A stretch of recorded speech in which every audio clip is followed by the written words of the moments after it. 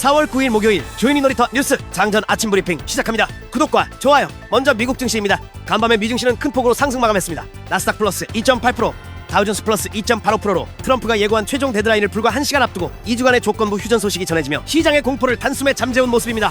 현 상황을 살펴보자면 이번 휴전에 물꼬를 튼 건 이란이었습니다. 트럼프의 경고를 단순히 블러핑이 아닌 실질적 위협으로 판단한 이란 지도부는 파키스탄을 중재자로 내세워 외교적 해결을 위한 시간을 벌고자 먼저 손을 내밀었습니다. 실리를 중요시 여기는 트럼프 역시 호르무즈 해협의 전면 개방이라는 실질적인 성과를 조건으로 휴전 제안을 전격 수용했죠. 결사항전을 외치던 이란이었지만 군사적 압박과 경제적 고립을 더는 견디기 어려웠기 때문에 결국 재건비용 명목의 통행료 징수라는 최소한의 명분을 챙기는 선에서 호르무즈 해협을 전면 개방하고 통행에 대한 안전을 보장하기로 하며 사실상 실리적 항복을 선택한 것으로 보입니다. 다만 이번 합의는 종전이 아닌 2주간의 휴전임을 잊어서는 안 됩니다.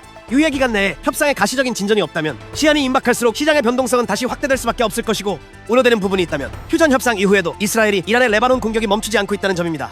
당장의 랠리를 즐기되 리스크의 불씨는 여전히 살아있다는 점을 반드시 염두에 둬야 될 듯합니다. 그 시기가 다가올 즈음에 제가 또 언급해드릴 테니 걱정 마세요. 전 거래일 한국시장 복귀입니다. 전 거래일 우리 증시는 큰 폭으로 상승 마감했습니다. 코스피 플러스 6.87%, 코스닥 플러스 5.12%로 장 시작 직전 미국과 이란의 휴전 소식이 전해져 오며 시장을 짓누르던 불확실성을 단번에 걷어내며 상승한 모습입니다. 주식시장 세웅지 말하고 집에 있는 물건을 싹 다 챙겨서 집 나가던 외국인이 언제 그랬냐는 듯 기관과 함께 손을 잡고 그의 환영한 모습이 눈에 띕니다. 물론 숏 커버링에 의한 매수나 휴전에 의한 단기적인 수급일 가능성도 배제할 수는 없겠지만 대량 이탈하던 자본이 다시 들어오고 있다는 점은 분명 시장엔 긍정적인 시그널 같네요. 섹터별로 살펴봅시다. 강세였던 섹터로는 지수 강세 영향으로 모든 섹터가 강세를 보이긴 했었지만 특히 반도체, 로봇, 원전, 재건 쪽이 강세를 보였었죠. 반도체와 로봇, 원전은 기존 시장의 주도 섹터로 지수 반등 영향에 동반 상승한 모습이고, 재건의 경우 미국과 이란의 휴전 소식이 호재로 작용하며 유독 더 강한 모습을 보여준 것 같네요.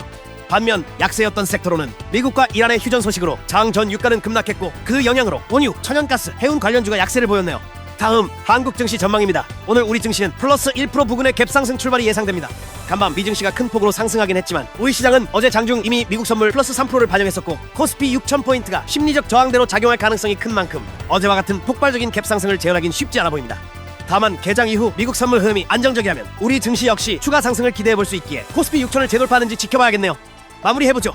현 상황에서 가장 우려되는 변수는 역시 이스라엘입니다. 분명 최초 휴전 발표 당시에는 레바논을 포함한 포괄적 휴전이라 발표했음에도 이스라엘은 이번 휴전은 미국과 이란의 일일 뿐 레바논은 포함되지 않는다고 선을 그으며 휴전 직후 100여 곳을 폭격하는 모습이죠. 결국 이란은 이번 공격은 명백한 휴전 위반으로 규정하고 즉각적인 보복 준비에 돌입했고, 트럼프의 휴전 조건이었던 유조선의 호르무즈 통행을 다시 차단하는 초강수를 뒀죠.